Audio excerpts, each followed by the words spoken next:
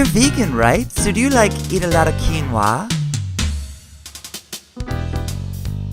How could you actually quantify the things you talk about? Have you ever watched Quantico Soldier? Don't you think your methods are a bit antiquated? QnA Dressing. Hey guys, I'm Aurora. Welcome back to another episode of I Am I. This is the Q&A, kind of exciting, so let's get started, shall we? Alright, let's jump right into it. We're gonna go to Dolin' It Out from Los Angeles, California. He says, I just want to let you know how amazing you are. You're a complete inspiration for me to be the kind of person I want to be. Oh man, that's really sweet of you, Dolin' It Out. Yada yada yada, more accolades, you're amazing, blah blah blah. Okay, are you scared one of these trucks is going to hit you? Well, Dolin' It Out. This reminds me of when Arjuna is talking to Krishna in the Bhagavad Gita. Clearly. The thing about the questions that Arjuna asks in the Bhagavad Gita, it becomes clear that he's not exactly sure what he's asking. So his confusion and his ignorance is very inherent in the questions that he asks. By the nature of your question, Dolin' It Out, I would say that the verb tense and the use of these is very confusing to me, so I'm not exactly sure how to answer this. You know, you're scared one of these trucks is going to hit you. Now, I'm assuming that you're talking about the trucks that were in the video last week that almost backed up on me, or the one truck. That's why I'm confused about these trucks. Perhaps there were other trucks in the background that you're referring to. Are those these trucks that you're referring to? Because I would think those would be those trucks. So I'm not sure if you were in the truck, in which case, that's fucked up, dude, quite frankly, you know? And if I'm scared that one of these trucks is going to hit me, when you asked this question, if you're talking about those trucks in the video, then that had to be known to you that that was in the past. So I'm no longer going to be afraid that those trucks, or these trucks, are going to hit me. So to answer your question, no. Alright, moving on. The Thiz Kid. I hope I'm saying that right. I don't know. He says, question, what do you mean in the introduction, man, ? Woman, ? Very good question. Okay, so I'm going to get into this a lot later. And I want to tell you too, by the way, I was actually in the middle of filming this when I got this question. So thank you very much, The Thiz Kid. I'm going to go into gender and duality, relativity, and plurality and things like that in a later episode, so I'm not going to take too much time on it. We're talking about some very serious things about when you move from duality into singularity, that there's an absolution of gender. In a world of duality and relativity, everything that you think is real seems very real. It's your emotions and your mind, and everything is separate. There is no separation.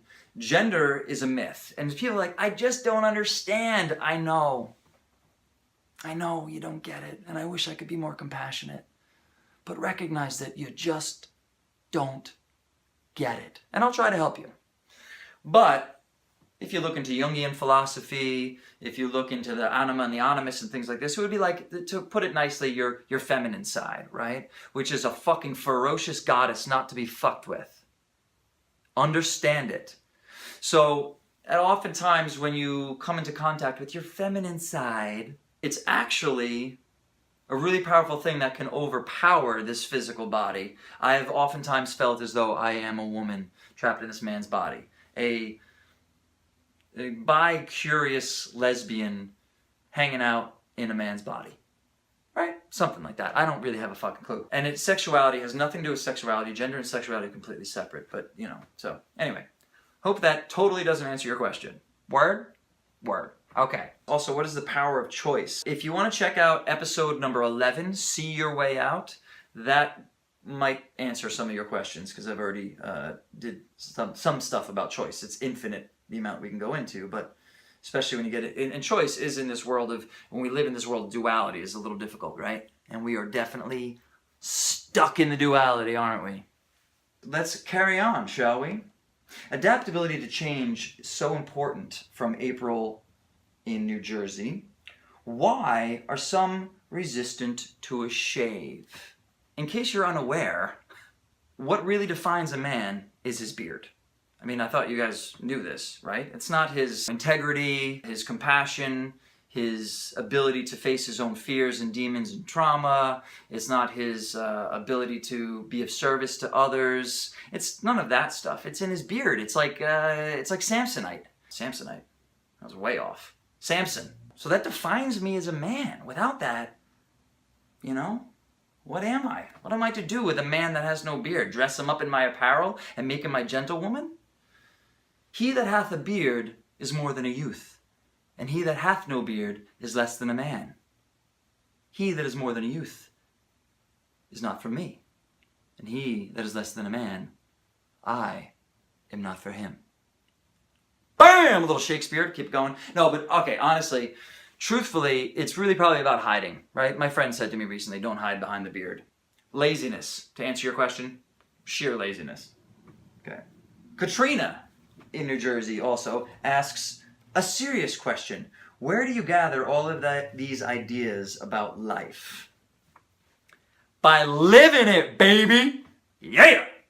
Okay, so honestly, it is by living it.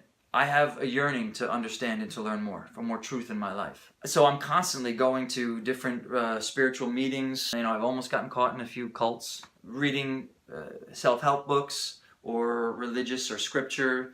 I'm constantly searching inside of myself, because the truth is, actually, if we can work on ourselves more, then we start to see the truth.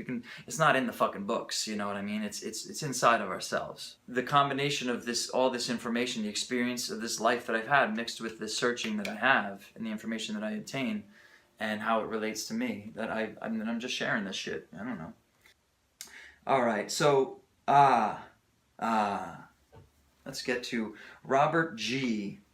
asks, why? Why not? Why? Why not? Why? I don't know, Robert. I don't know. You may be asking the wrong question. Maybe you don't need to know why. Now, I have to allude back to Arjuna a little bit, that when we ask these questions, when Krishna responds, it's all about in context to whom he's speaking. The scriptures are always meant to be taken in context.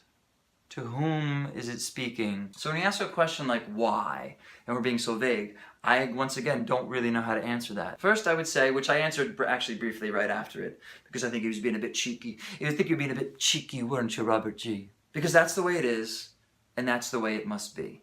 To quote Cirque de la Lumiere, play that I wrote.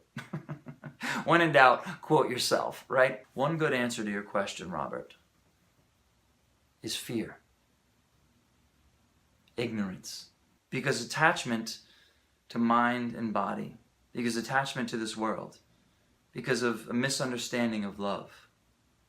Most of us, we have to recognize right now at this time to not act out of fear.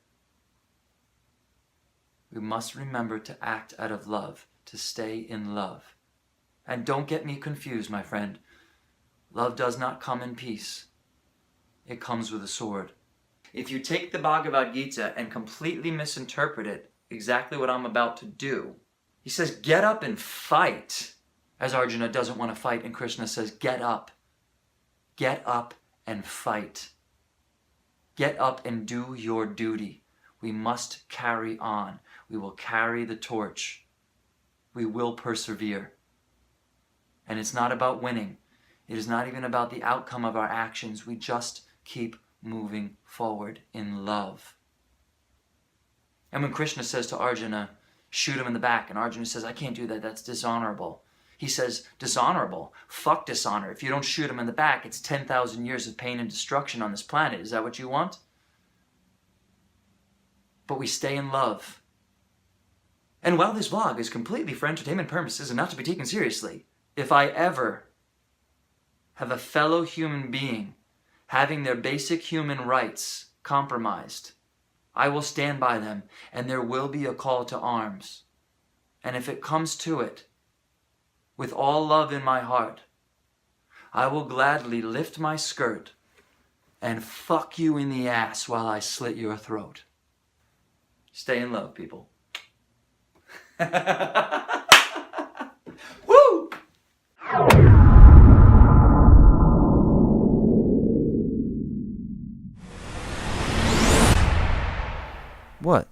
Too much? Oh!